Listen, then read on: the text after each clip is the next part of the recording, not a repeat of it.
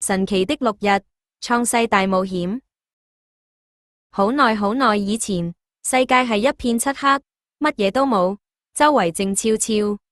神嘅靈運行喺水面上，神話要有光，就咁樣，世界嘅第一道光就出現咗。神將光同暗分開，將光叫做晝，將暗叫做夜。呢個係世界嘅第一日。第二日，神話水同水之間要有個空間，於是上面嘅水向上升，下面嘅水流喺地，中間嗰個闊大嘅空間，神就叫佢做天空。天空變咗做清澈嘅蔚藍色，好似一塊大鏡咁。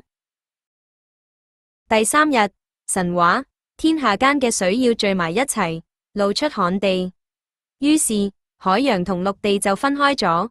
神又叫地生出各種各樣嘅青草，識開花嘅植物同會結果子嘅大樹，成個世界即刻變得綠油油，仲有陣陣花香添。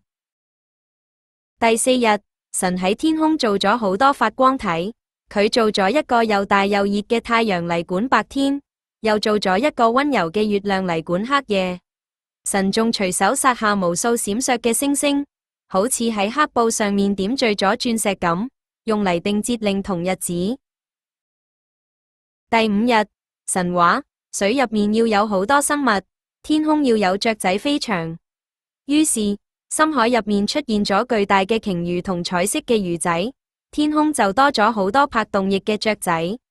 神祝福佢哋，叫佢哋喺海入面同地上面生活得開開心心。第六日，神創造咗陸地上嘅動物，有長條頸嘅長頸鹿，威猛嘅獅子，可愛嘅兔仔，仲有喺地上爬下嘅小昆蟲。神睇見呢一切，覺得好滿意，但係神仲想做一份最特別、最寶貴嘅禮物。神照住自己嘅形象，用地上嘅泥土捏成咗一個人，然後對住佢個鼻哥窿吹咗一口氣，呢個人就活咗啦。神幫佢起咗個名叫做亞當。神將亞當安置喺一個好靚嘅花園入面，叫佢管理所有動物同植物。神見到亞當一個人生活，覺得佢好孤單，於是神喺亞當瞓着咗嘅時候，攞咗佢一條肋骨，做咗一個女人。亞當醒返見到佢，好開心咁話：呢個係我嘅伴侶啦。亞當幫佢起名叫做夏娃。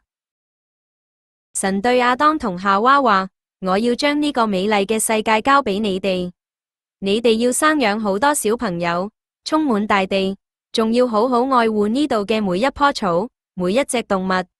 神睇住佢所做嘅一切，覺得非常好。